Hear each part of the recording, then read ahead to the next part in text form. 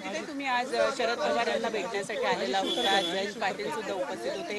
काय निर्णय झालेला आहे? आपण प्रवेश करता आहात का? उमेदवारी निश्चित झाली?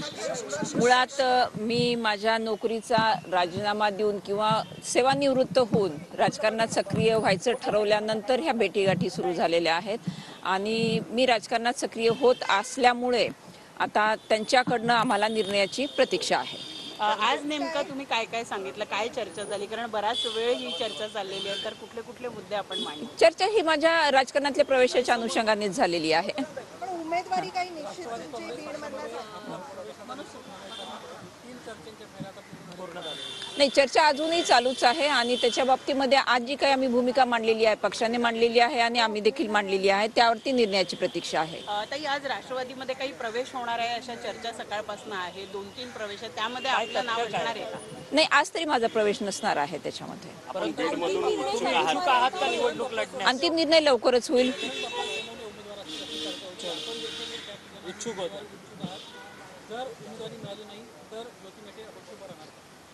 नाही, याचा निर्णय आल्यानंतरच पुढची भूमिका स्पष्ट करेन मी. मेटे मॅडम पक्षासंदर्भामध्ये एक भूमिका मांडण्यात आली. त्यामध्ये शिवसंग्राम पक्ष देखील आता नुकताच तयार झालेला आहे आणि शिवसंग्रामच्या बाबतीमध्ये असं म्हटलं होतं की कुठेतरी राष्ट्रवादीसोबत त्यांना आलं पाहिजे, म्हणून त्यामध्ये केलं पाहिजे, असं काही त्या ठिकाणी चर्चा झाली आहे. नाही, या अनुषंगाने ज्या काही मुद्द्यावरती चर्चा झालेली आहे ती राजकारणाबाबतच झालेली आहे. त्यामुळे जय शिवसंग्राम असेल किंवा शिवसंग्राम असेल, यापेक्षा माझं राजकारणात सक्रिय होणं यावरती जास्त चर्चा झालेली आहे. फडणवीसांना देखील भेटून येता आणि त्या शरद पवारांना देखील भेटता, म्हणजे तुम्ही पॉलिटिकल बार्गेनिंग कुठं करतात का या सगळ्या भेटीगाठी? अजिबात नाही.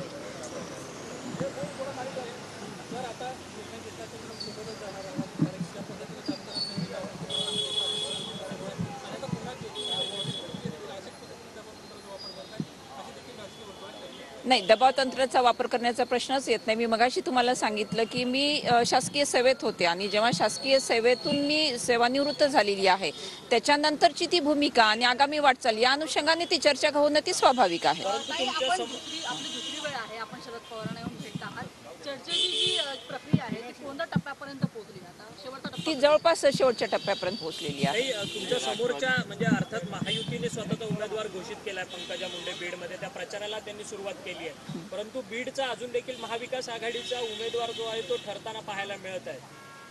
नाही, याच्याबाबत ती महाविकास आघाडी भूमिका स्पष्ट करू शकेल, तो काही माझा विषय नाहीये. चल, थँक्यू. चल, मी सांगितलं मगाशीच आपल्याला की निर्णयाची प्रतीक्षा आहे. चल, थँक्यू. तर ज्योती मेटे यांनी आज शरद पवार यांची भेट घेतलेली आहे. दबाव तंत्राचा प्रश्नच येत नाही असं ज्योती मेटे यांनी सांगितलेलं आहे. मात्र बीड मधून त्या लोकसभा लढवण्यासाठी इच्छुक आहेत, त्या संदर्भात त्यांनी शरद पवार यांच्यासोबत चर्चा देखील केलेली आहे. निर्णयाची अपेक्षा आहे, प्रतीक्षा आहे असं मेटे यांनी म्हटलंय.